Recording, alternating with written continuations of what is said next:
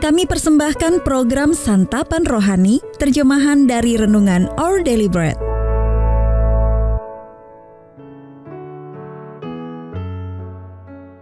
Sahabat ODB, pembacaan Alkitab hari ini terambil dari Efesus pasal yang keempat ayat yang ke-29 sampai dengan ayat yang ke-32.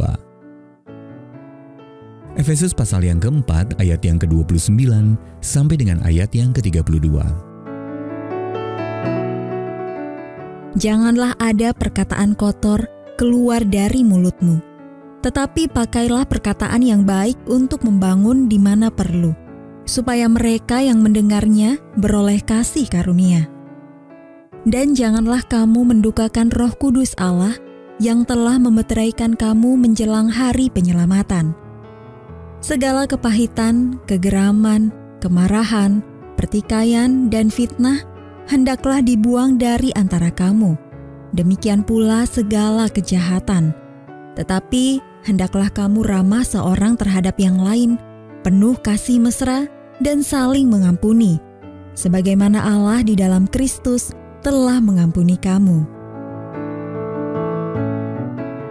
Ayat Mas Renungan hari ini terambil dari Matius pasal yang ke-11 ayat yang ke-29. Pikulah kuk yang kupasang dan belajarlah kepadaku, karena aku lemah lembut dan rendah hati.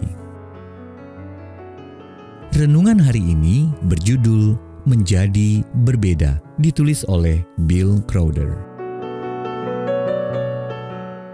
Sahabat ODB, pada bulan November tahun 1742, kerusuhan pecah di Staffordshire, Inggris, untuk memprotes pesan Injil yang dikotbahkan oleh Charles Wesley.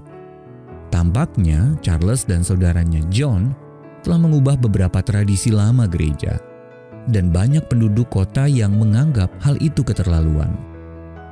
Ketika John Wesley mendengar tentang kerusuhan tersebut, ia bergegas pergi ke Staffordshire untuk membantu saudaranya.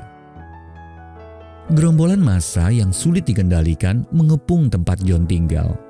Dengan berani, ia menemui para pemimpin mereka dan berbicara dengan nada tenang, hingga akhirnya kemarahan orang banyak itu berangsur-angsur mereda.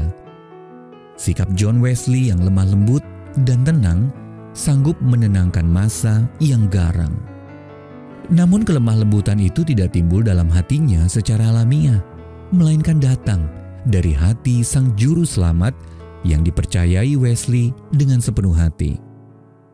Yesus berkata, "Pikulah kuk yang kupasang dan belajarlah padaku, karena aku lemah lembut dan rendah hati, dan jiwamu akan mendapat ketenangan."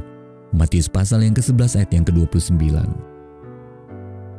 Kuk kelemah lembutan itu menjadi kekuatan sejati di balik dorongan yang dilontarkan Rasul Paulus kepada kita. Hendaklah kamu selalu rendah hati, lemah lembut, dan sabar. Tunjukkanlah kasihmu dalam hal saling membantu. Efesus pasal yang keempat ayat yang kedua. Dalam kedagingan kita, mustahil untuk memiliki kesabaran tersebut. Namun berkat kehadiran buah roh di dalam kita, kelemah lembutan hati Kristus dapat menjadikan kita berbeda dan memampukan kita menghadapi dunia yang tidak bersahabat ini. Dengan melakukannya, kita menggenapi kata-kata Paulus, "Hendaklah kebaikan hatimu diketahui semua orang." Filipi pasal yang keempat ayat yang kelima. Sahabat ODB, mengapa budaya masa kini menganggap kelemah lembutan sebagai kelemahan? Dan bagaimana sifat lemah lembut tersebut sesungguhnya menjadi kekuatan kita?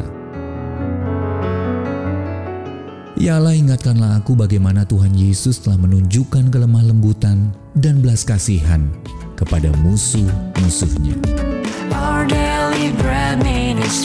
Untuk menerima notifikasi video baru kami, silakan tekan tombol subscribe dan tanda lonceng di bawah ini.